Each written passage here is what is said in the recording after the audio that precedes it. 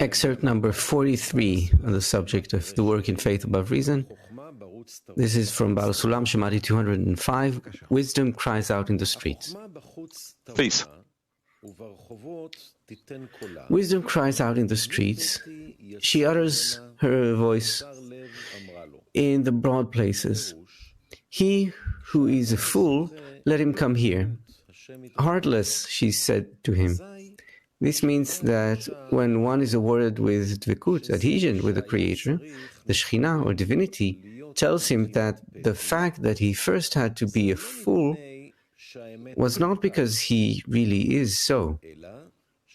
The reason was that he was heartless. This is why we say, quote, and all believe that he is a God of faith. End quote. This means that later, when we are awarded with true adhesion, it is not considered being a fool. That I should say that it is above reason. Moreover,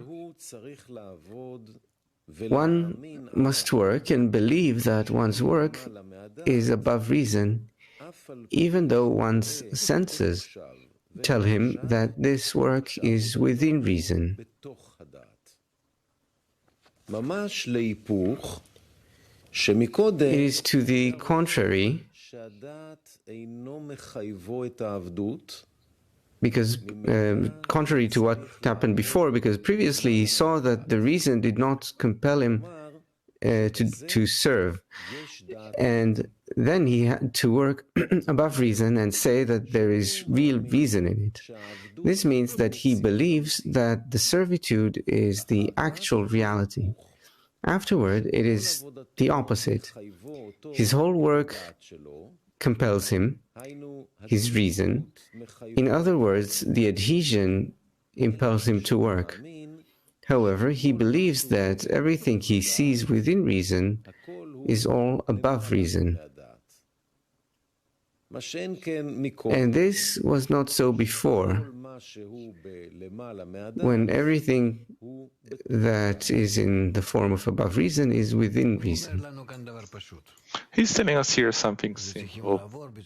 Well, we have to go through this emotionally and absorb it and see these transitions. However, what seems to us now as above reason, it is in contrast to our mind, in contrast to our emotion. It is the force of faith where I need to care and bestow to the entire system instead of caring for myself, which is a matter of my disconnection from the entire great system of the soul of Adam Harishon, my soul. So, I need to see, I need to reach a state where I will see it differently. That me being attached to everyone through the tent, to everyone, to the whole world, and to the Creator, this is my true state. I came back home to a state of truth, a state that is corrected, a state where I am in the force of bestowal towards everyone. But I need to realize that the force of bestowal that I have towards everyone is actually the force of connection, and it is called the force of faith, the force of Binah. And it cannot be attained by us in any other way except above our ego, above the force of reception. Otherwise, I don't feel anything. I, as a created being, need to be in a feeling that I'm included of both these forms, plus and minus, cold and hot, close and far. Otherwise, I cannot distinguish, I cannot tell where I am.